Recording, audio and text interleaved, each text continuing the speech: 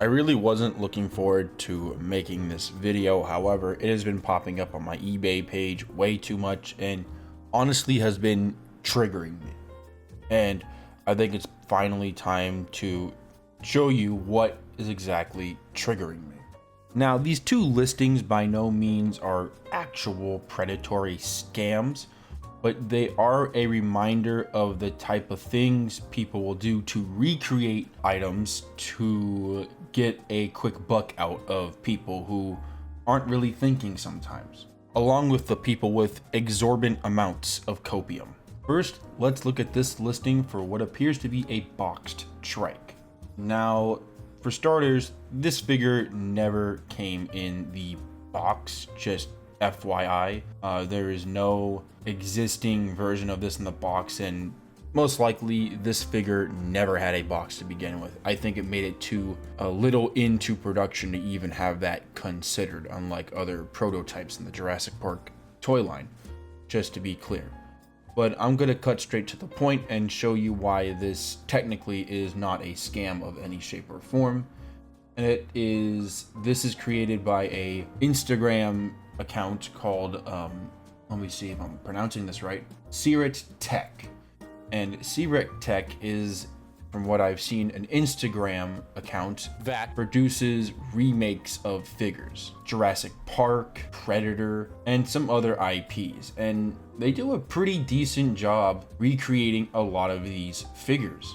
Viewing the Etsy page where a lot of this stuff is originally sourced, the prices don't seem to be all that bad when it comes to recreations. For example, the Predator versus human set we see here, it costs around $180. Obviously, this did not have an original Kenner / Hasbro release, and that's of course because this movie Predator vs. Prey came out decades after the fact. So for a fan-made mock-up recreation, this is extremely impressive. The problem is not the person creating them, the source.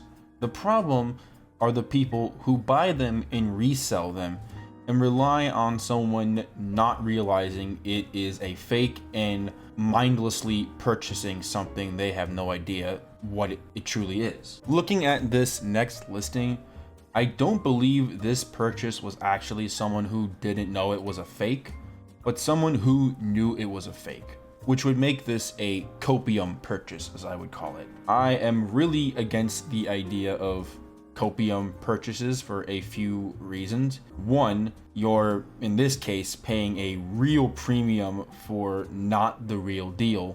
And when you own something like this, you might think, oh, it's going to fill the void of having the real deal. But what it's gonna really turn into is a reminder to the person that bought that is, oh, I still don't have the real thing. Your glass will now be half full psychologically. So you just spent all of this money to not feel the real satisfaction of having the real deal.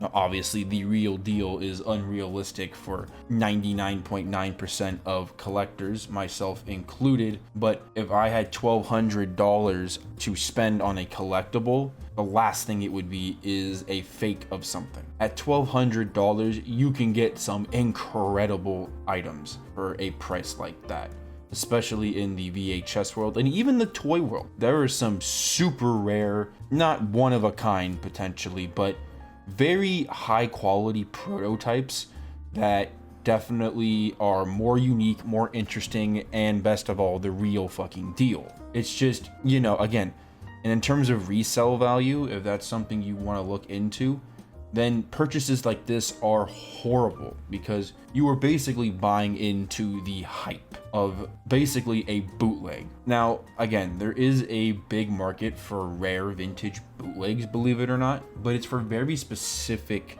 genres and areas, and it's not every category that does great with bootlegs. For example, He-Man is a series that has a ton of rare and desired bootlegs. Kenner is also no exception to this rule, having the Turkish line, which is really goofy looking and very, very, very expensive. as the time of making this video. Jurassic Park, however, does not really have the same level of bootlegs. Yes, Jurassic Park is a very popular IP, but it's one that didn't really hit global sensation compared to other IPs, especially Star Wars and Marvel, for example. Even He-Man was able to escape out of America a lot more effectively than Jurassic Park. Despite Jurassic Park, I think, standing the test of time a lot better compared to He-Man. The point of this video today is, if you're going to spend this level of cash on a collectible, be very wise to what you put that money into, or what that collectible is you're investing. Because right now you can buy this trike in box, quote unquote, for $3,500 starting bid. But ask yourself, is that really a good deal for something that's not the real deal? You know what I mean? The last time a known real trike was sold, it went for $700, which is literally 5 times cheaper than the fake. Obviously, if a trike were to be sold now, it would be very, very expensive. Let's get that out of the way, more than $3,500, but it just comes to show you how ridiculous the collectible market is now. We're at a point where people will actually consider spending ridiculous amounts on fakes.